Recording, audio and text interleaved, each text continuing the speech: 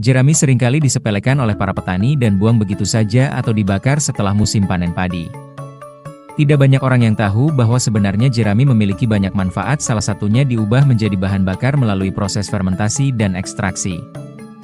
Selain itu, jerami juga bisa menjadi pakan ternak, kerajinan tangan, atap rumah, pupuk kompos, dan masih banyak lagi. Jika jerami ingin dijadikan bahan bakar, maka bisa dijadikan dalam 5 kategori, yaitu briket, biogas, bioetanol selulosa, bioil, dan Fischer-Tropsch. Di luar negeri sudah banyak orang yang membuatnya, bahkan sudah ada jurnalnya yang bisa kita cari di media online. Kita bisa menemukan banyak jurnal yang mengubah jerami menjadi bahan bakar cair atau gas. Untuk bahan bakar cair seperti bensin, maka jerami harus melalui proses fermentasi dan ekstraksi dengan mesin khusus. Penting untuk diketahui sejak awal, bahwa jerami tidak langsung menghasilkan bensin secara alami. Jerami harus diubah melalui proses biokimia dan kimia yang cukup kompleks, agar selulosa dan lignosanya menjadi molekul seperti bensin. Ada 2 jalur utama konversi jerami menjadi bahan bakar mirip bensin. Yang pertama jalur biokimia, yaitu jerami diekstrak menjadi gula, lalu dijadikan etanol dan tahap akhir dijadikan biobensin. Yang kedua, jalur termokimia, yaitu jerami dijadikan gas sintesis lalu menjadi bensin sintetik. Namun jalur kedua ini memerlukan alat skala industri karena membutuhkan reaktor gasifikasi dan Fischer-Tropsch bertekanan tinggi. Kali ini kita akan bahas jalur pertama saja, yaitu jalur biokimia. Untuk tahapan pertama dari jalur ini adalah pretreatment atau pembukaan serat jerami. Tujuannya untuk menghancurkan struktur lignoselulosa agar enzim bisa bekerja. Hasil dari tahapan ini adalah serat lebih terbuka, lignin sebagian larut. Ada 3 metode yang bisa digunakan, yaitu fisik, kimia, dan biologis. Untuk metode fisik bisa dilakukan dengan steam explosion atau uap panas bertekanan tinggi, lalu dilepas dengan cepat.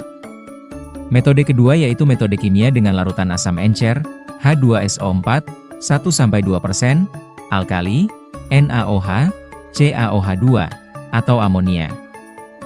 Untuk metode ketiga biologis, bisa menggunakan jamur pelapuk putih, Phanerochaeta chrysosporium, dan lain-lain.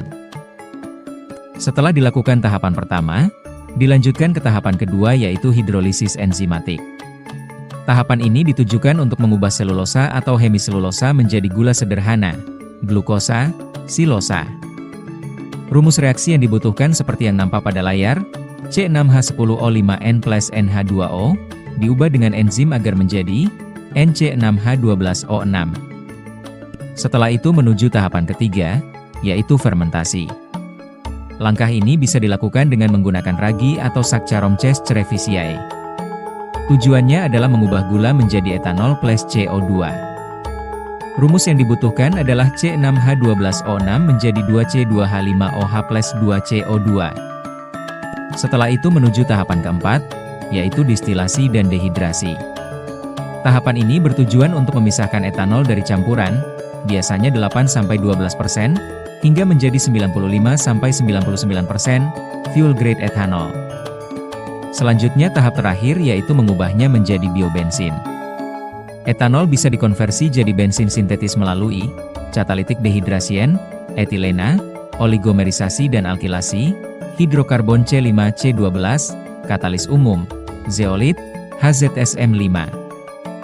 Semua tahapan itu membutuhkan alat-alat khusus agar proses fermentasi, ekstraksi, dan destilasi berjalan sempurna. Sebagai catatan penting, proses seperti ini tidak bisa dilakukan di rumah untuk menjaga keamanan. Selain itu, etanol hasil fermentasi 95% bukan bensin dan tidak boleh digunakan langsung pada mesin bensin tanpa campuran atau penyesuaian. Jangan lupa subscribe dan like Siegan TV agar tidak ketinggalan informasi terbaru dari kami.